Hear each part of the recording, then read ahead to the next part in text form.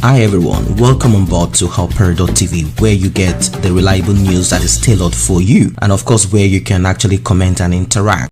Major General Muhammadu Buhari, the President of Nigeria, has reacted to calls by the advocate of restructuring. He has described such agitation as unpatriotic, unhelpful, and unwarranted. Some of you might be shocked at this and might not take this well, while some of you might just kind of wave this off as you are used to all of this, narratives and certain things that we've been kind of hearing all this while. But what I want you to kind of take note is the words unpatriotic, unhelpful, and unwarranted, because we are going to deal with this words that Buhari said to the people that are agitating for restructuring. I know a lot of you out there do not even want a restructuring at all. You want a total break.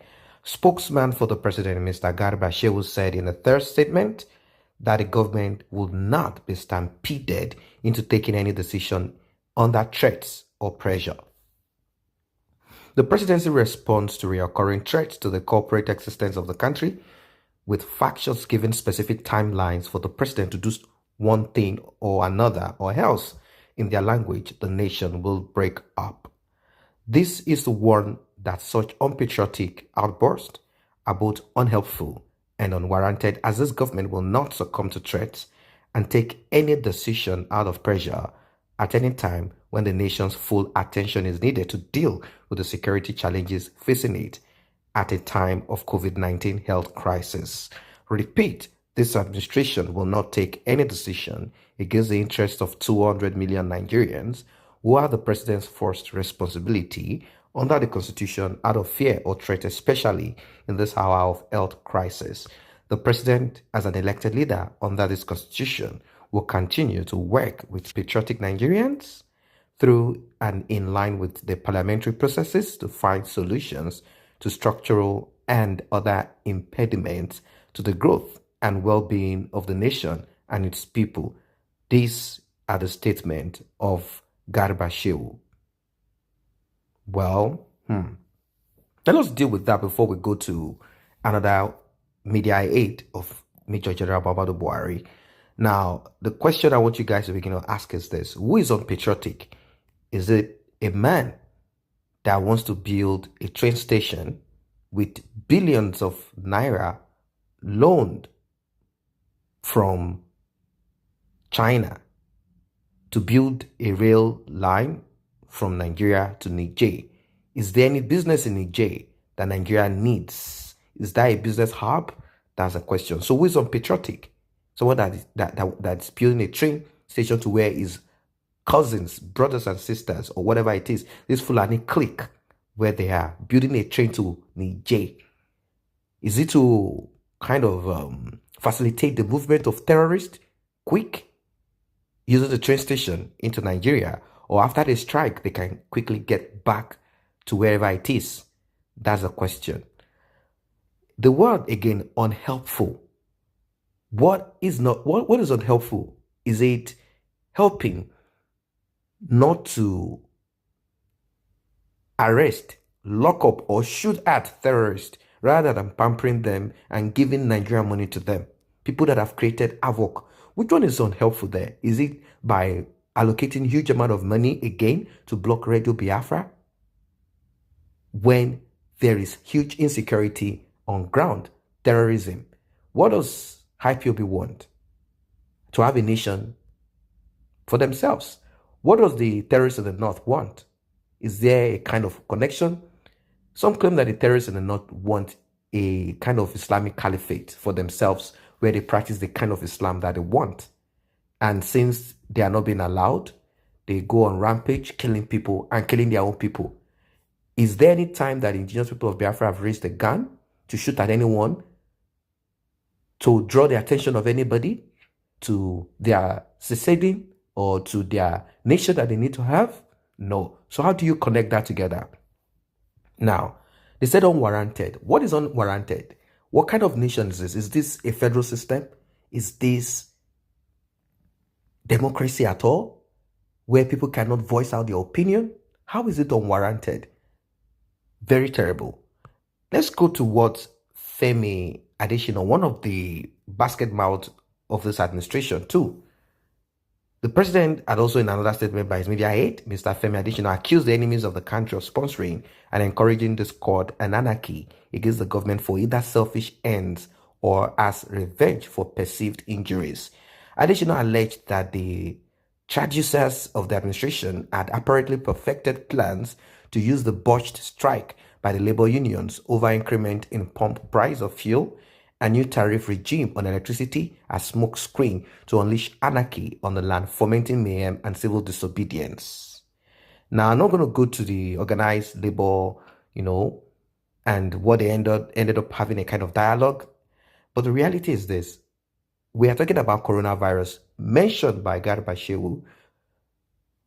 Palliatives weren't given to people. We are in a kind of dream state. A banana republic, as a lot of people call it, or a zoo, as the indigenous people of Biafra want to call it, where the citizens cannot boast of being elevated, helped during this COVID-19. People had to get money from their family members that are abroad. Some people just have to kind of rough it somehow. No one can say money got into their account because there is no reliable database. They intentionally kept it so. Nigeria is just like a open sepulcher where flies, insects, perch on and do what they want to do. No reliable database. They only talk about these 200 million people without any real substance to it. We cannot even put a number to it and say, all right, this number for real. We cannot put a real number to it. They just say 200 million people. What is this 200 million people? How did they come about this figure? Without any reliable database, where did they get the numbers from? These are the things that need to be looked at. They don't even know if someone died recently, or 500 million people died, or 300,000 people died somewhere. How did they come up with a figure? And they'll keep increasing it. In fact, to make sure that they increase it, they open the doors to allow some Fulanis to come in. One governor said, he said, yes, that it came to be their brothers and there's nothing anyone can do about it. That's the kind of nation that we live in. And people are asking for restructuring rather than them asking for a break. Although we know that the breakthrough is complex because you're going to break with all of these cancerous people that are supporting what is on ground because of their own vested interests. And now, the Occupy Nigeria protesters that are on ground right now was also mentioned. He called them bitter enders. According to Femi Adesina, he called them bitter enders. The people that are protesting right now out there, call them bitter enders. They don't want any form of protest, any voice of dissent. They just want you to applaud this mediocrity that is on the ground.